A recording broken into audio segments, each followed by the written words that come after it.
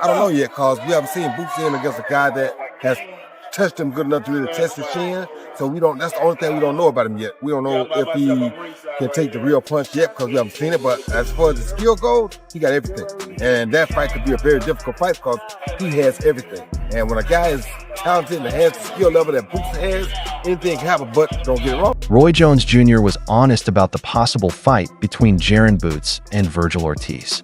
He said that Ennis seems unbeatable in terms of skill and promise.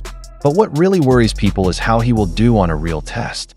But if Boots' chin stays strong, he might be able to beat Vergil and become the next champion of his class. Amanda Steniones and other top welterweights are starting to say what they think about the fight that is likely to happen between Ennis and Vergil. It was said, Vergil is a good fighter. He is smart, strong, and powerful. He's excellent, but I think Jaron will beat him. Those words, coming from a fighter like Stannis, hold significant weight. He has been in the pits and felt the strength of world-class opponents. But he still thinks Jaron Boots Ennis is the stronger force. This demonstrates the high regard his peers hold for Boots. Vergil Ortiz Jr. almost thought I was warning him with the way I spoke. Calm, sure, and sure of myself. Fans now want to know if we are seeing the start of a new era in the welterweight class. Furthermore, if Ennis truly possesses invincibility, Vergil could potentially face a formidable challenge. Then they came, calm but hungry, and they talked like they knew exactly where they were going. His attention was not only on Vergil or any other enemy. It was about legacy, brilliance, and dominance across all categories. My legacy, it's time to, for me, my legacy is to be, collect them belts, be multiple weight division champion, undisputed at 54 if possible, and keep doing it each and every weight class, 154, 60, and maybe 68. That's my goal, and to fight these top guys. And it's gonna happen, one by one. We're gonna bring them. When Boots talks about his future, it doesn't sound like a dream. It sounds like a plan that is already being carried out. His tone exudes a quiet determination, as if he is prepared to gradually dominate the boxing world. His goal is to be the face of the sport in every fight, every belt, and every class. He's not content with just being a rising star. Everything fits into a bigger picture. Plus, the way he says it, as if he already knows it's his fate, makes it really scary. It's clear to the fans. There is a storm coming, and Jaron Ennis is in the middle of it. Max Kellerman, one of the smartest boxing analysts, talked about the possible fight between Ennis and Vergil. He presented his analysis in a manner that fans rely on, a blend of reason and intuition. The taller, longer fighter with the better defense should be favored, absolutely. And that's Boots, right? Because generally, that guy wins those fights. But it's a different thing than actually going out and beating Vergil Ortiz and doing it in style. If he especially fights, in that type of man. Kellerman's words were infused with a realistic sense that can only come from having seen many greats rise and fall. He agreed that Ennis had some natural benefits, like length, defense, and ring smarts. But he also warned that talent alone isn't enough when the lights are on. The important thing is how you use those skills when a hungry attacker like Vergil charges at you. The tone he used was not rude. It seemed careful, like he'd seen too many sure things fall apart when put under stress. LeSean McCoy, a former NFL player known for his candid opinions, even discussed boxing. He placed a great deal of faith in the Boots. Yeah. He should be the betting favorite. Yes. I think he will be. I think he's more talented. He's better. Yeah. From McCoy's perspective, there was no analysis or question. It was a clear belief. You could tell that he admired Ennis' skill, speed, and confidence in the ring by the way he spoke. This admiration was particularly significant coming from a great player who understands what real greatness looks like.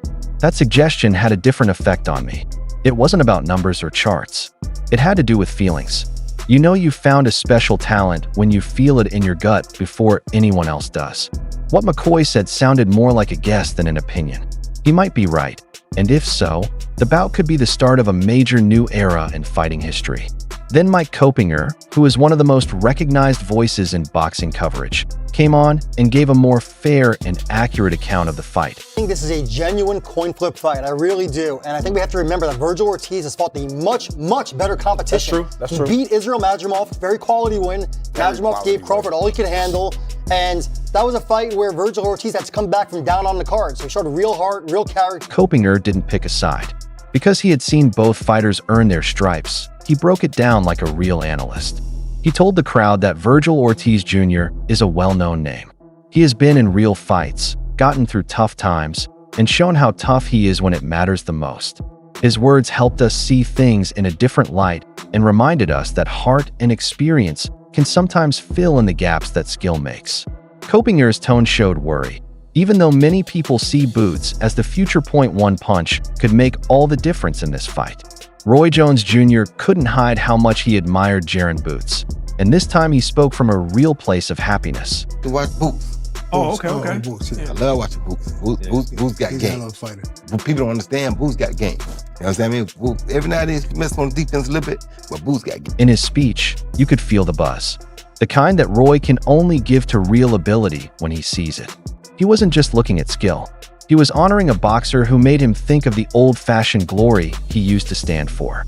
Roy's voice sounded almost naughty, like he couldn't get enough of seeing a young star take over. When he talked about Boots, he did so with joy, as if he were seeing the future of boxing right in front of him. When someone like Roy Jones Jr. talks with such emotion, you know it's not just hype. It's the Bible coming true. It seemed as though Roy Jones Jr. had said enough already. He hit them hard with one more comment that made them feel even worse. A message that showed how much he values Jaron Boots Ennis. He stated, "Boots got enough tools to beat anybody." That phrase said everything. This quote is from a great who has seen all kinds of fighters, including speedsters, punchers, experts, and champions. Those words mean something. Roy stopped talking about what could happen. He was talking about being ready. Then Erickson Luben spoke. He was honest, but he had a grudge against someone. He exuded an excitement that only a fighter deserving of the highest accolades could. I don't really care. You know, like I said, boxing's been a popularity contest. These dudes sit up on social media and create narratives. I don't give a damn about none of that shit. Luben didn't try to sound perfect or like he fit in with society. He was being honest. His tone conveyed his unhappiness, as if he was tired of the fake news and social media chatter that frequently interfered with his actual ring work. His words cut through the noise and reminded everyone that boxing isn't about having fans. It's about people who fight. He's been through good times and bad. Even so, his goal hasn't changed at all. Not only what he said, but also how he said it, made his statement so powerful. Even Gabe Rosado was really excited about the idea of a fight between Jaron Boots Ennis and Vergil Ortiz Jr. His tone showed that he was really excited about what could be a great battle. The fight between him and Vergil, I think that's a top-notch fight right there. That's Sugar Ray Duran right there. You know what I mean? Of this era. So I love that fight. He said that it was the kind of fight that boxing fans love and compared it to the sport's best age. Rosado saw that both athletes were pure competitors who were eager, skilled, and ready for big fights. In what he said, he praised their skills and hinted that this fight could define the next crop of welterweights. The contest is the kind of fight that brings boxing back to life. This fight is a true test of strength, skill, and emotion. Rosado saw the event as more than just another fight. Someone's memory could lead to a fight tomorrow following this. Rosado analyzed Boots Ennis with the keen insight of a seasoned fighter who understands what constitutes a great performance. And I can see that. You know what I'm saying? I think Boots, you know, he got the speed, he got the power. He has the ability to switch orthodox and southpaw. So he has a lot of tools in his arsenal, man. So, you know what I mean? I think I guess what would be his biggest flaw, but at the same time, is his greatest asset is that he could box you and it'd be a boring match, but that's not him. He like to walk you down, so he can give an opponent an opportunity to catch. Talked about Ennis's speed, strength, and ability to move smoothly while moving between stances. The truthfulness of Rosado stood out, though. He liked how frustrated Ennis was. but he knew it could make him look weak sometimes. His answer wasn't negative. A fighter looked up to someone who risks everything to put on a show. Because he said things in a fair way, his criticism was based on reality. Rosado made it clear that Ennis is more than just good at sports. He is different because he is not afraid of anything. It was an important nod from one fighter to another, who fights for honor, not praise. Rosado also said nice things about Ennis's way of fighting, calling him a boxer who doesn't run away or play it safe, but instead faces problems head-on. Let's say a guy like Vergil Ortiz, who's a big puncher, strong guy, you know, he's going to give Vergil opportunities where Vergil can land his shots, because Boots ain't the type of guy that's going to run all day. He's not a boring fighter. He's a fighter. He's going to sit in the pocket with you and he's going to bang. So that's his style, man. So it could work against him or it could just work for him. But I love it. I love his style. He praised Boots for being a fighter who stays in the pocket, trades blows, and tests the resolve of his opponent. That's what makes a fight with Vergil Ortiz Jr. exciting and dangerous. Rosado's words showed that he had a lot of respect for both guys. Two heroes who are forceful and always sure of themselves. He was clearly excited as he thought about what a fantastic battle that would be. Gilly the Kid didn't hold back. His response was quick, sure of himself, and straight, just like he always is. "That's easy money," he said. He spoke in a charming but cocky way, as if he had seen enough fights to know when a star was about to shine. No one had any doubts or second thoughts about Jaron Boots, Ennis, or what he brings to the ring. You could tell Gilly wasn't just a fan when she talked. He talked like a proud Philadelphian. He said it with a mix of loyalty and determination, as if he knew the whole story inside and out. The swagger added to the conversation and reminded everyone that having confidence is also part of the fight. At that point, Gilly made it clear that he had been betting on Boots the whole time. One of the best-known trainers in boxing, Andre Rosier, spoke with the calm confidence that comes from having been in the business for decades. Listen, I love the fight. I have to definitely side with nephew. Boots is, I think his talent is very, very, very good, and I think it's going to be difficult. But Vergil is a monster, so it's going to be interesting. I can't wait to see it. He talked about how excited he was for the fight and stressed that he was loyal to Jaron Boots, whom he calls his nephew.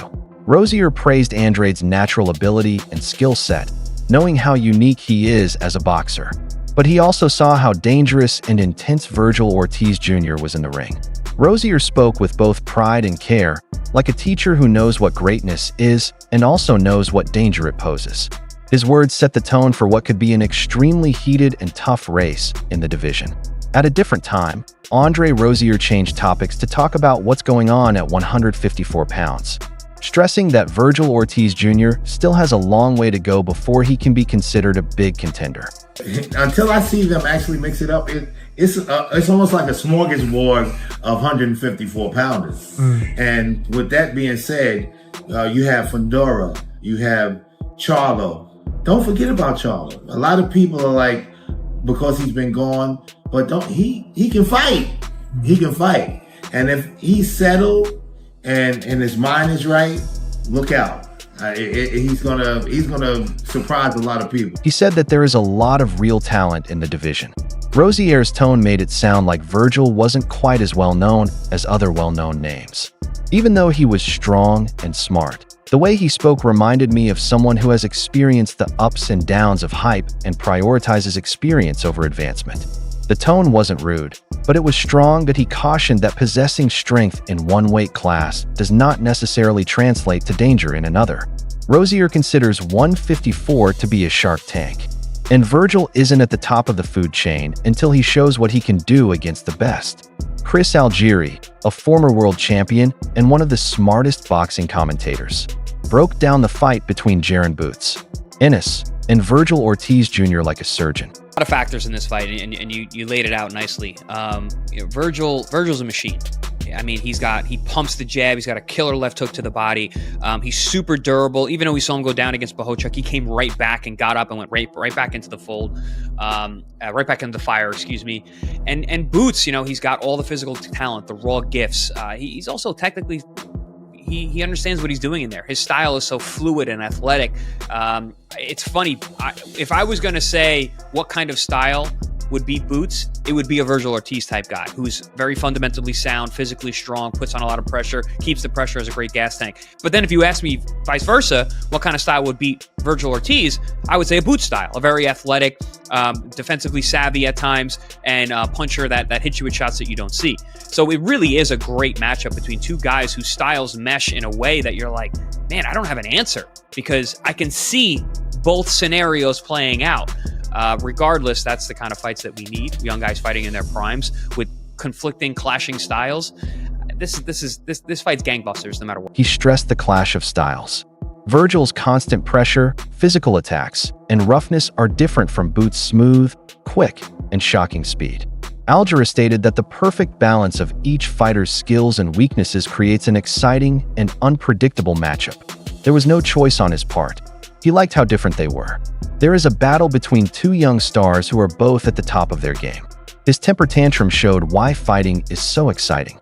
After the fight, Algieri put things in perspective by telling everyone that Boots Ennis and Vergil Ortiz Jr. are two of the best up-and-coming fighting stars in the United States. They're both American stars. They're both super talented. Both, Ennis has already been a world champion, a two-time world champion, or two-belt world champion, excuse me. And Vergil, as good as he is, has not held a title yet, which is crazy. He said it's rare for two rising warriors of this level to compete. They both had a lot to lose and something to show. Algieri pointed out that Boots has won many championships, but Vergil has yet to win a big title. This makes him even more determined in his approach, and his words showed love for both, while also implying that experience might come in handy when things get tough in the ring. The way he talked about it made the fight look even bigger. This was not just another fight, but rather a major event.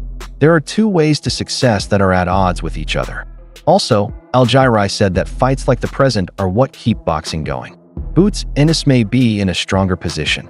He is very difficult to beat across the ring because of his timing, speed, and ability to change. But Vergil Ortiz Jr. has that raw energy and relentless drive that can break even the best if they aren't ready for it. It's so exciting because this one could go in any direction. What do you think? Will Boots Ennis show that he is the next big thing? Or will Vergil Ortiz Jr. calm everyone down and show why he is the real threat in this division? What kind of person has the heart, chin, and skills to win in the end? Feel free to write your thoughts in the space below.